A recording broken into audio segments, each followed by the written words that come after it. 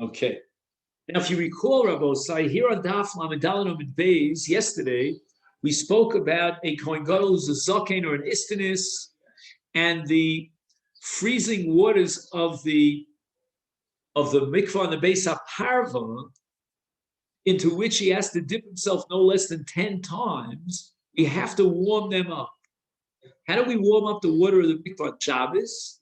On Erev Shabbos, we take these slats of metal, which are called ashoshios. We heat them over the fire. And then on Yom Kippur itself, we drop these ashishios, these very hot pieces of metal, into the water. And that's going to warm up the water or take off the chill of the water so that the Kohen Gadol will have no problem going into the mikveh. And the Gemara immediately asks, "V'hakam etzarek." He is violating a malacha of tziruf. Tziruf means when you manufacture metal and you heat it up, you have to put it into a cold pool of water at the end, and that strengthens the kli. That's a malacha called maka b'patish. Now the Rambam has another category here. He calls it a malacha of mechaber, that whenever you have something that's very hot and you cool it off, that's like extinguishing a fire. But none of the Rishonim seem to accept this Rambam. They all go like Rashi, and we're talking about Meleches Maka B'Patish, which is otherwise known as Gemara Meleches HaKli. And the Gemara gives two answers. Rabbi Bibi's answer was Lo iniach l'tzeiruf, that although they heated the metal on Erev Yom Kippurim, but nevertheless, although the barzel was meluban, it was white from the coals upon which he heated up these metals, when he took the ashishiot off the coals on the morning of Yom Kippur, at that point they weren't hot enough such that the water would strengthen them. It's only when the metal reaches a certain degree of heat, very intense heat, then when you place it into cold water, it completes the kli, strengthens the kli, and then you have mitzaref as makom pach. But what they did was they took it off the gecholim in such a way that by the time they put the hot metal into the water, it was no longer susceptible to tziruf. Because as we said before, tziruf only operates in cold water if the metal reached a very intense level of heat. Abai gives another answer.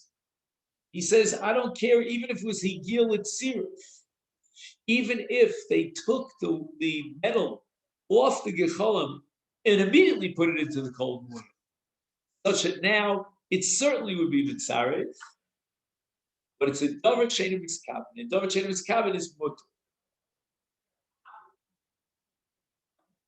So if you want to see where we got up to yesterday, we'll start today.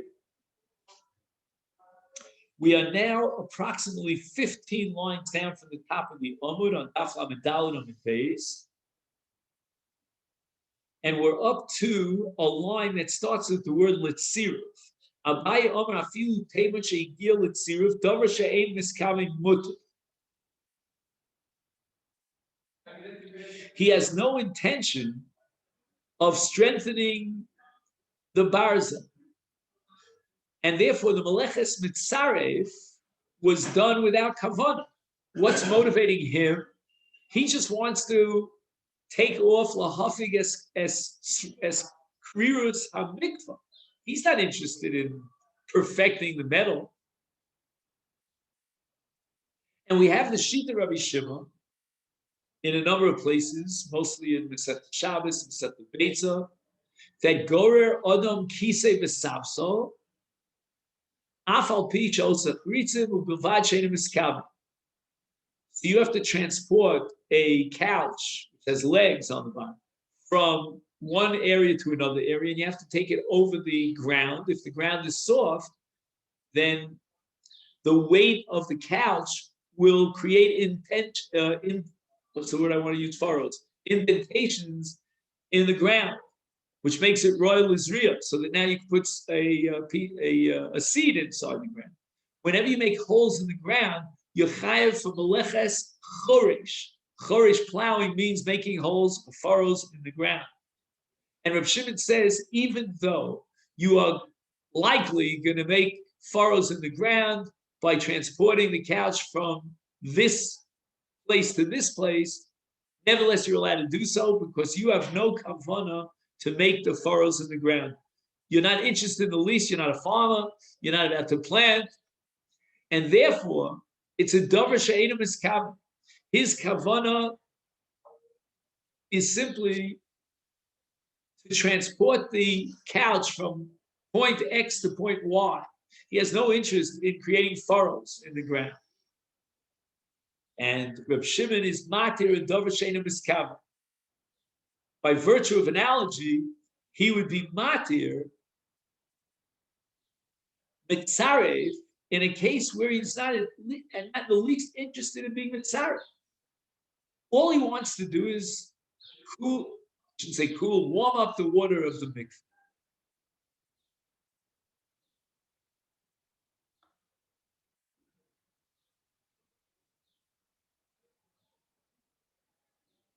Again, the language of Abaye, afilu tema, higil et ziru, Rabbi Shimon. Again, these words, Rabbi Shimon, do not appear in our text of the Gemara, but there are Rishonim who have that text of the Gemara. Rabbi Shimon, the Amar, and here's where our text comes in. Eino miskavin muta. Dov she'eino miskavin is muta. So Abaye is interpreting this brisa of allowing these, the throwing of the slots of hot metal into the cold waters of the mikvah, based on reflecting the shita of Rabbi Shimon that davar she'eino miskavin is muta. Now, one of the commentaries on Masechet Yoma is the Tosfos Rid, who lived, I think, about 6 centuries ago in Italy. Don't quote me on that because I'm not sure I'm right. And the Tosfos Rid says that this brisa that Abaye is trying to interpret about throwing the hot metal into the cold mikvah, this brisa represents the shita of Rabbi Yehuda, who argues against Rabbi Shimon. He holds davar she'eino miskavin is awesome.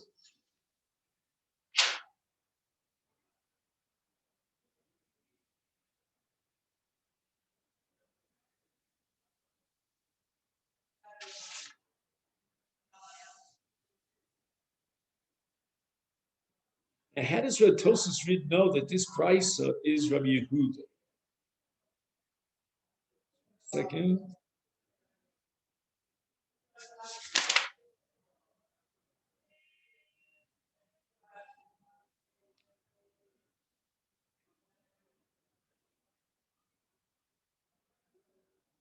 Tanya, over Rabbi Yehuda. I missed that.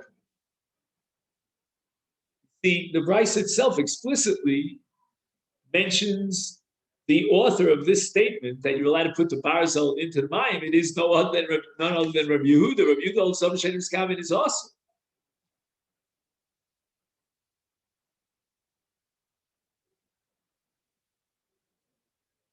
Now he quotes the Ritva.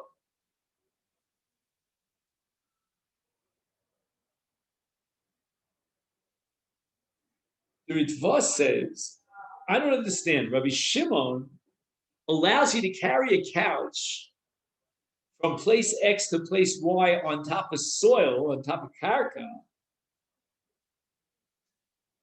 but that's only in a case where the ground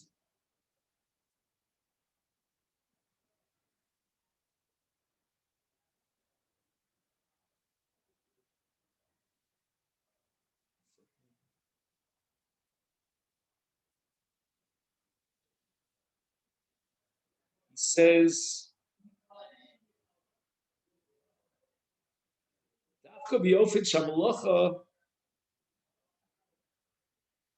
In other words, there's a possibility of doing what you're doing without violating the malacha, without making charitzim. For example, let's say he could have theoretically carried the couch on his shoulders without making charitzim on the ground.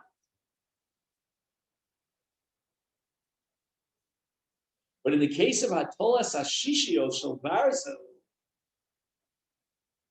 and now Abai is saying, even if it's what Higiel Litziruf, it's hot enough that now you would accomplish this tziruf by throwing it into the cold water. Then in such a case, it should be considered like he's miskalim. Because again, Abai is saying that Higiel Litziruf. Oil bevada yitzarfu amayim esaparz.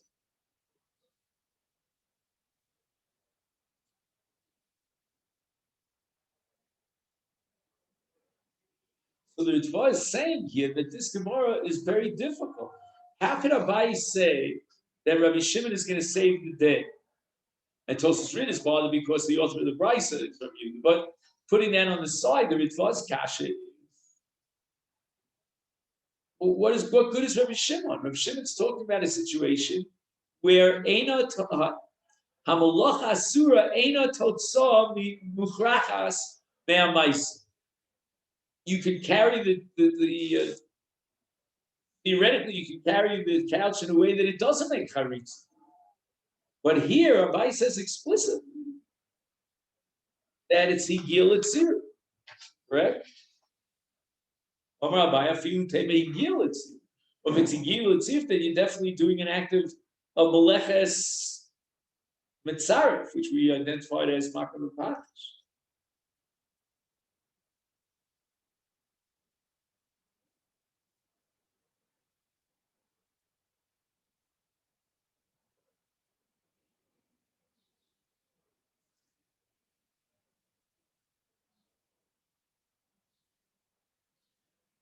So the Ritva answers that what we call totza'ah mufrachas is called in the language of Shas psik reisha.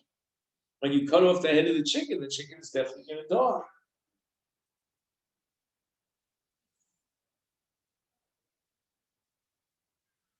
Says the Ritva, Isur shel psik reisha hu yishe'ein b'davar zeh shum ofen.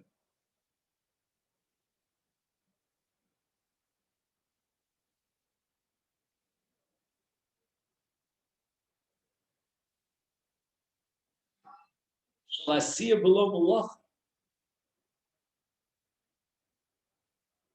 Although Makan Afsha Barzali gives become Shamayim Shal Mikva Lo Yitzarfu B'Nei Tsiu Es HaShishios Li'achar Shehus Sor.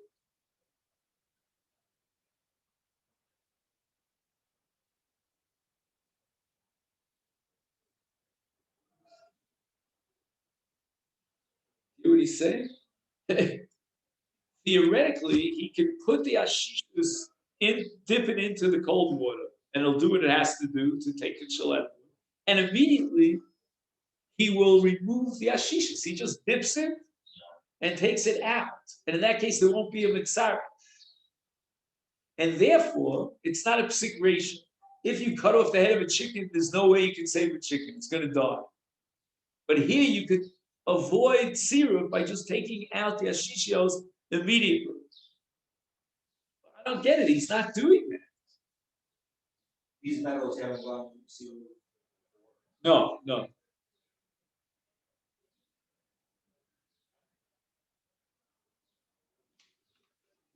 Really a pella of a rit. You happen to have a pencil here? Right. No, I need a pencil. No, it doesn't matter. Don't bother.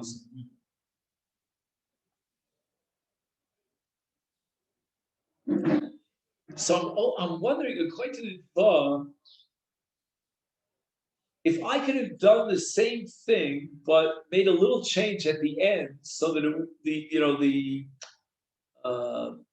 the repercussion, the effect it would not take effect, then it's no longer secretion. Like, for example, let's say somebody opens my fridge on Shabbos and the light goes on. I'm not allowed to close the fridge. Why? Because if I close the fridge, the light's going to go off. But what I could do theoretically is push it in such a way that if I would stop it, it wouldn't close. But wait a minute, who are you fooling? You're not stopping.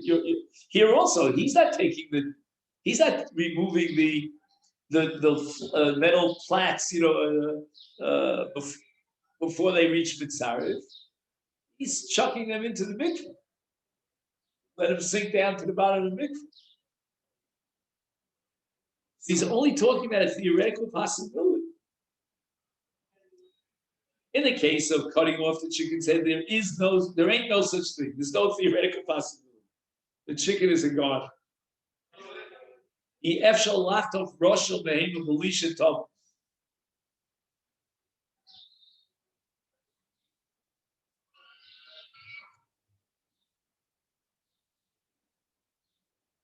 In the case of kisei b'safsol, so it's possible to be gorer without making charitza, and therefore it's not a psikration. And here also, it says it's possible to warm up the mikveh, even though the barzel is higil itzu.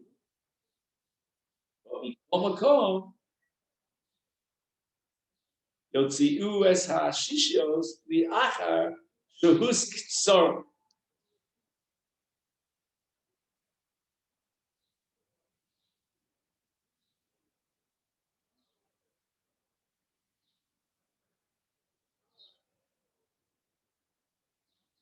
But not doing that.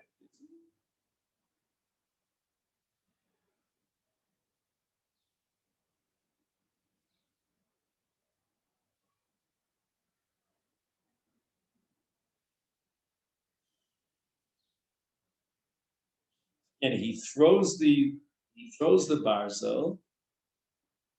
There's no psikration of tzirut because he could take it out.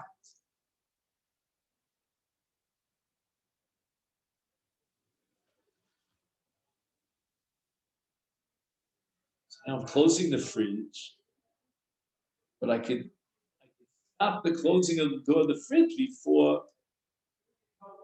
before it actually lets the light go out. It shuts the light. It's really interesting. According to Ritva, would not be a psikration. Now, let's say I have no interest at all in closing the light, just that I'm stuck in that situation. So it's not a psikration, it's common. I have no kavanah to shut off the light. But you can tell me, but I'm definitely going to shut off the light. The answer is I could pull it back even after I pushed it. Push and pull.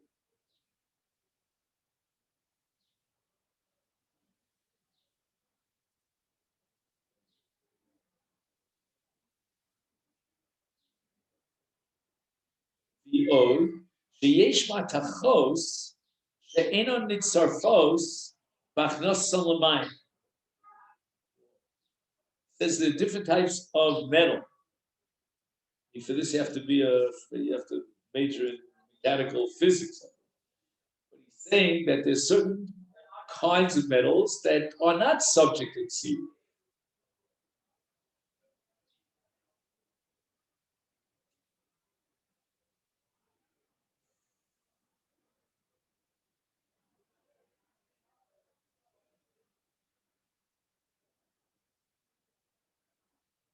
Again, isn't he talking about theory? What kind of metal is he putting into the? Is the Ritva saying that Sarach Lomar the Iri b'matecho chain did start? No. I mean, Abai says it's gonna. What's the language? Afilu tebeshi gilinsi. So Abai's not talking about a mitzvah in which he's using a different kind of a metal. Once again, the Ritva is operating with a theoretical. The only case of psikration is literally psikration. But there's no theoretical possibility of allowing retaining the life of the animal.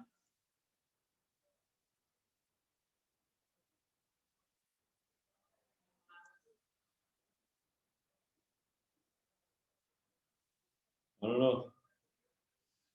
Well, way too revolutionary.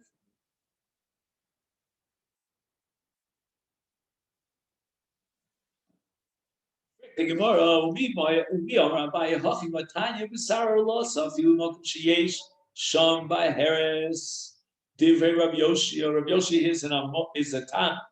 We have a brisa quoting Rabbi Yoshia that from the extra word B'Sar or Loso, could have just said by Yom Hashmini Yimol or Loso. Why did it say B'Sar or Loso?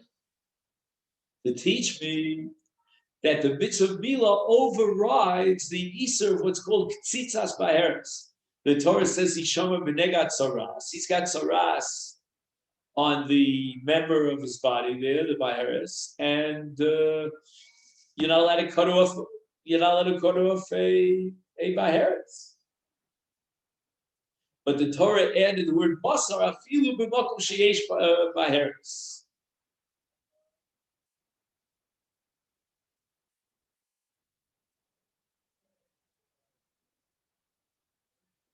So the Gemara asks the kasha on this price of Rabbi Yoshia. Why does he have to dash it from a redundant word basar? Why not just say that essay dochalosas? That the essay of Mila overrides the losas of Ktzitzas Baheres. Why do I need the pasuk basar? Why do I need a drush, an extra word in the pasuk to be mater Ktzitzas Baheres?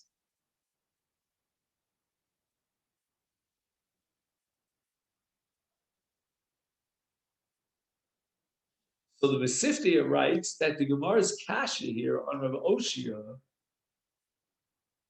about the lack of a necessity for this drush is based on Dover Shenim Miskaven.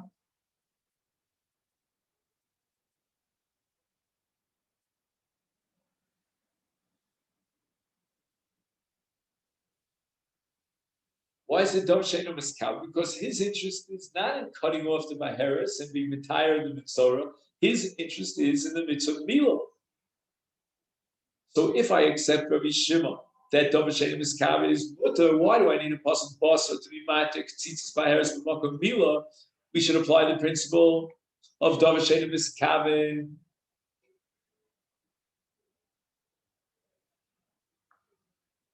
Now, if I'm not mistaken, the reason why the Gemara is not operating here as I suggested with Essay Dochalosas is because Ktzitzas Baheres is not a losas, it's an essay. Hishama B'negat Saras. So the essay of Mila on one side of the scale, the essay of Hishama B'negat Saras on the other. I'm not sure which wins that battle in essay versus essay.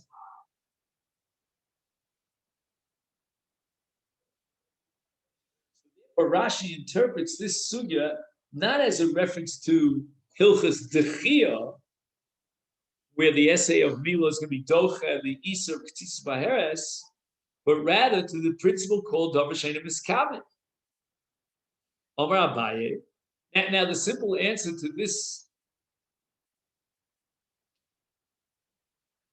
that's going to be Abaye's answer. Omar Abaye, L'Rabbi Yehuda, the Omar Dover Shenim Miskaven also.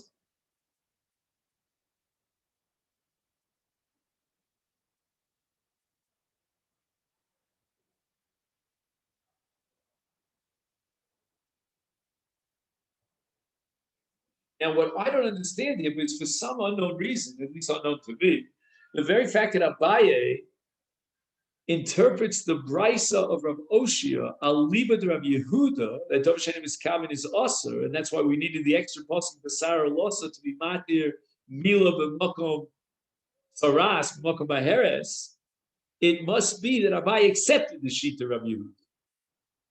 Now, I'm not sure why we have to say so. This brisa could be reflective of the Shita Rabbi Yehuda, but Abai himself paskins like Reb Shimon. That Dover Sheni Miskaven is mutter.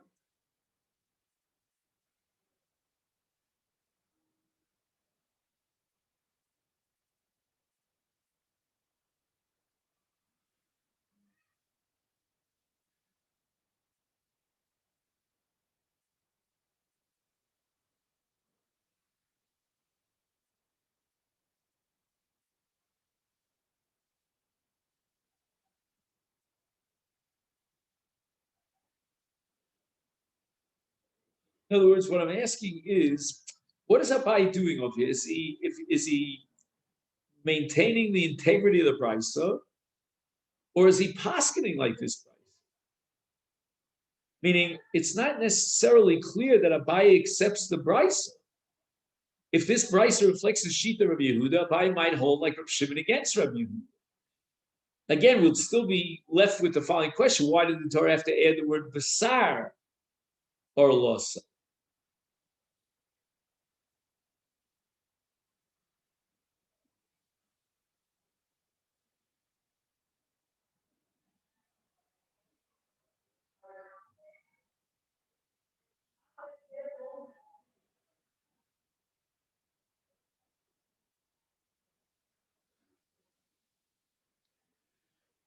So the Gemara answers. So again, I just submit to you, I'm not sure. I don't see any footnote on this as to why the Gemara has to assume that Abai accepted Rabbi Yehuda. He was just interpreting the brisa. Hani mili. When does Abai say that we pass like Rabbi Yehuda that Davar Sheni Miskaven is also? That's Bechal Torah Kula. Aval Hacha Hatseruf Dirabanan Hu. And here we have a machlokes rishonim. What does it mean at Sefer Rabbanan?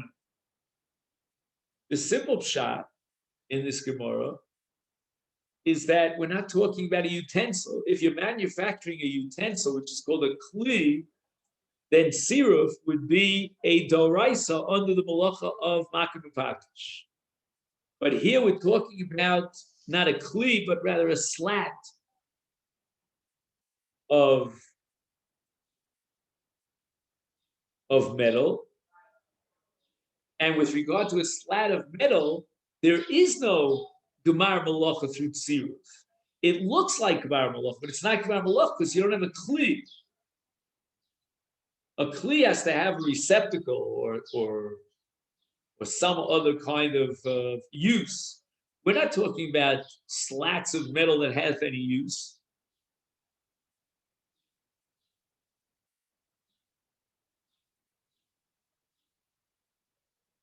So therefore, the shishios are not a kli.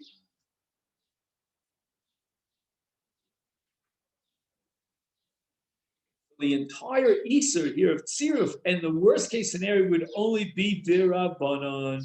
And now the Gemara is machadish that even according to Rabbi Yehuda, who holds that Davar Sheni Miskaven is Asur, that's only in an Isser Doraisa. But if we're dealing with an Isser Dirabanan like Tziruf, in the case of these slats of metal, then even Rabbi Yehuda would agree that it's mutter, which itself is fascinating. We're saying that a Davar Sheni Miskaven, according to Rabbi Yehuda, is asur when the Isser is doraisa, but it's mutter when the Isser is d'Rabbanan, like the case of Tziruf. Who cares if it's d'Rabbanan? If it's a Davar Sheni Miskaven, it should be asur. I mean, I'm forced to derive a mathematical conclusion that Rabbi Yehuda is not equating a Davar Sheni Miskaven with a Davar Miskaven. If he did, it would apply even to Tziruf d'Rabbanan. But he's saying that a Davar Sheni Miskaven, although it's not a full-fledged Isser like he had Kafana, but it drops down to another level of Isser. And we're only going to go through that rigmarole and drop the nature of the Isser from a Doraisa to a lesser Isser in a case of an Isser Doraisa.